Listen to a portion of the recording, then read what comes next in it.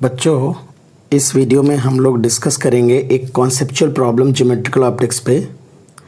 और ये problem JEE advance में पूछी जा चुकी है, शायद मुझे एग्जैक्टली याद नहीं, 2004 या 5 के आसपास। प्रॉब्लम क्या है देख लेते हैं एक बार। Figure shows an irregular block of material of refractive index √2। A ray of light strikes the face A B at an angle 45 degree as shown. तो ये ए बी फेस है, इस पे 45 डिग्री पे नॉर्मल से लाइट रे strike कर रही है।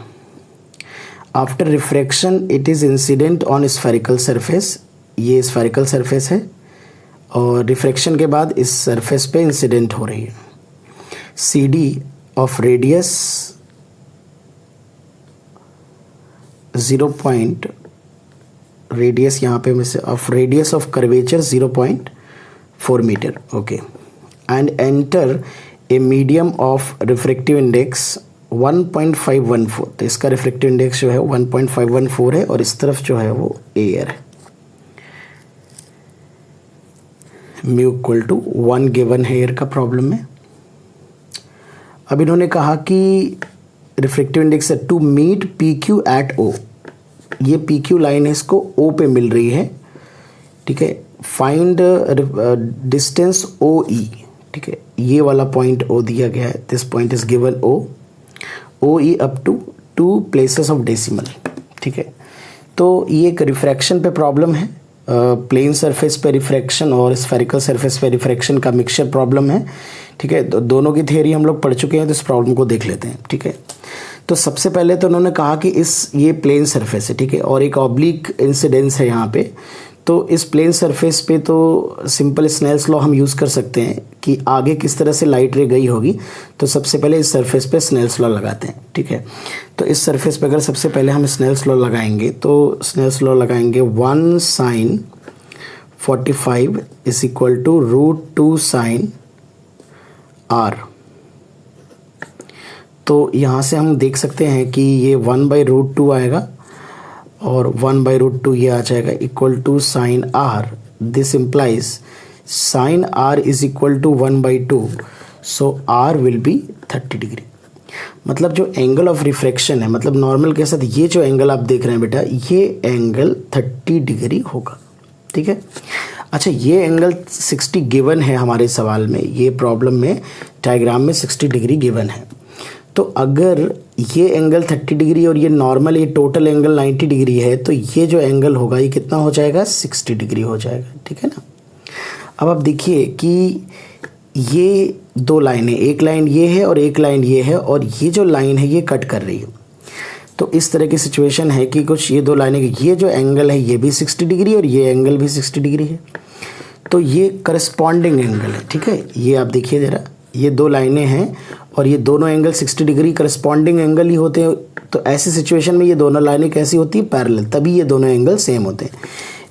इससे मैं ये कह सकता हूँ कि यहाँ पर ये जो लाइन है और ये जो लाइट रे है, ये दोनों आपस में पैरेलल होंगी डेफिनेटली, ठीक है ना।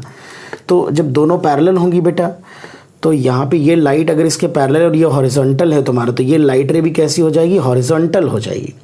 इसका मतलब स्फेरिकल सरफेस पे जो लाइट रे इंसिडेंट हुई है वो बेसिकली हॉरिजॉन्टल है। तो अगर स्फेरिकल सरफेस पे हॉरिजॉन्टल लाइट रे आ रही है, तो मैं ये इस स्फेरिकल सरफेस के लिए जो u की वैल्यू हो जाएगी वो -इन्फिनिटी हो जाएगी, जो कि ये इन्फाइनाइट से आती हुई दिखेगी। तो स्फेरिकल सरफेस के लिए अगर हम लोग फॉर्मूला अप्लाई करें, तो फॉर स्फेरिकल सरफेस क्या अप्लाई करेंगे, μ2/v minus μ1/u is equal to μ2 minus μ1/r। तो μ2 की जो वैल्यू है क्या है, तो इंसिडेंट यहाँ पे μ1 √2 मानेंगे और जो μ2 है 1.514 मानेंगे। यहाँ पर ये μ1 मानेंगे और ये μ2 मानेंगे, ठीक है। चलो, तो यहाँ पे 1.514 divide by v minus √2 divide by -infinity 1.514 minus 1.414, जो √2 की वैल्यू है वो 1.414 मैं पुट कर देता हूँ और रेडियस जो दिया है वो 0.4 गिवन है। तो 1.514 divided by V, it is 0.1 divided by 0.4, 1/4. ये मीटर में गिवन है, ठीक है ना। और तो हमने यहाँ पर तो खैर इन्फाइनाइट ले लिया है, तो ये इस V को कैलकुलेशन हम कर रहे हैं, तो V का कैलकुलेशन भी डायरेक्टली मीटर में आ जाएगा। तो V आ जाएगा 4 × 1.514, इट इज़, इसको अगर हम सिंपल कर लें तो ये आ जाएगा 4 4 16, 1 4 1 5 एंड इट इज़ 60, तो 6.05। तो ये हमारी OE की डिस्टेंस आ जाएगी, ठीक है ना। एक और कॉन्सेप्चुअल प्रॉब्लम देख लेते हैं हम लोग, एक और कॉन्सेप्चुअल प्रॉब्लम लिख लेते हैं, देख लेते हैं।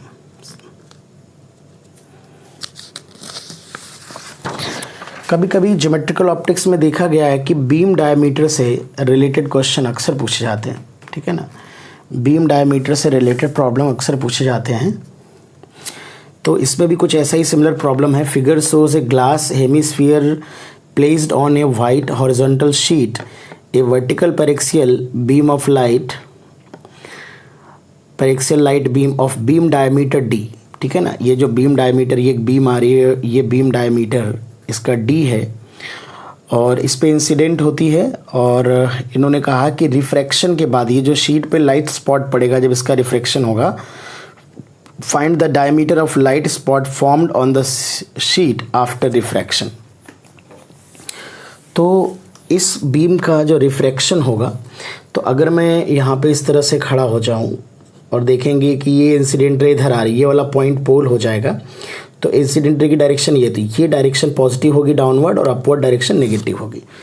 तो अगर मैं इस सरफेस पे सिंपल स्फेरिकल सरफेस के रिफ्रैक्शन का फॉर्मूला लगाऊंगा, μ2/v minus μ1/u is equal to μ2 minus μ1/r, तो जो u की वैल्यू हो जाएगी इट इज़ -∞ और r की वैल्यू तो हमारी r है, ठीक है।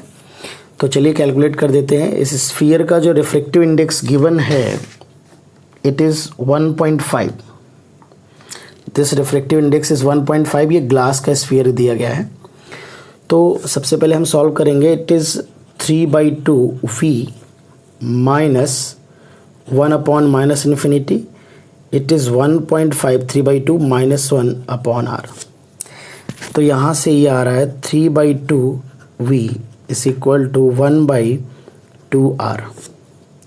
तो v की वैल्यू जो आ रही है इट इज़ 3r, 2 से 2 कैंसिल आउट हो जाएगा यहाँ पे, ठीक है, 2 से 2 कैंसिल आउट हो जाएगा, तो v की वैल्यू 3r आ जाएगी।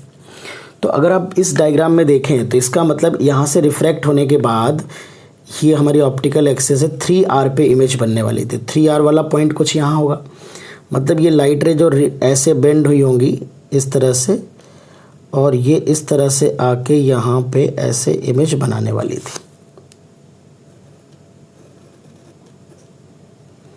इस तरह से इमेज बनाने वाली थी।